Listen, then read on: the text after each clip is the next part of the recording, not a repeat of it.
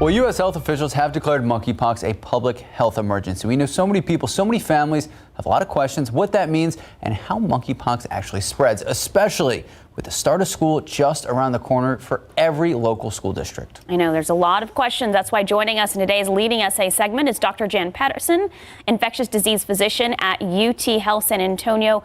Good morning, doctor. Thank you so much for making time for us this morning. Good morning. So, doctor, schools in and around San Antonio, they start next week.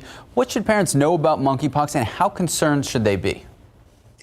Well, I think the main thing to realize at this point is that more than 90% of the cases worldwide in this outbreak are occurring in men who have sex with men. So the risk to the general public, including children in public schools, is really very low at this point.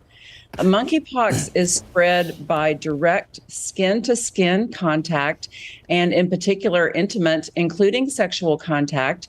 It can also be spread by having contact with porous materials like bed linens or towels that somebody with monkeypox has used. So in other words, in a household situation.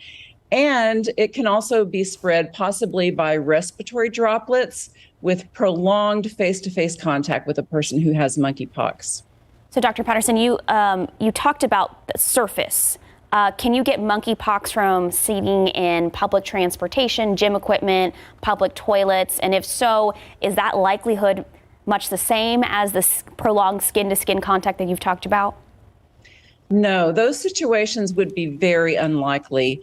The risk typically occurs in a household situation with porous materials like bed linens or towels or that sort of thing. So hard surfaces would be very unlikely to be a source of spread. And of course, in gyms these days where you're going to have a lot of contact with those hard surfaces, most gyms have disinfectant wipes that you can use. And it's always a good idea to use those before you use the equipment.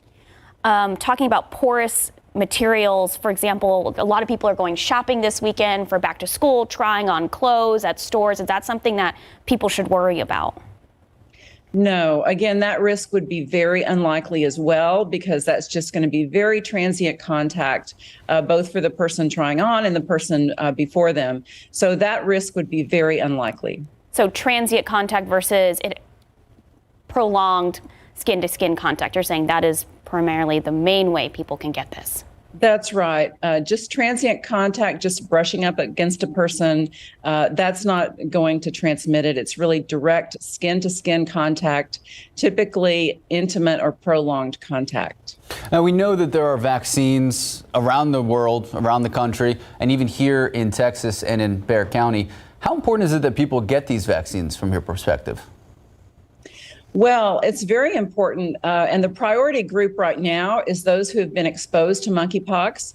Right now, there's not enough vaccine to vaccinate everyone who's at risk, and so the priority group is those who've been exposed. And if you have been exposed, you should contact your health provider or the health department about getting that vaccine.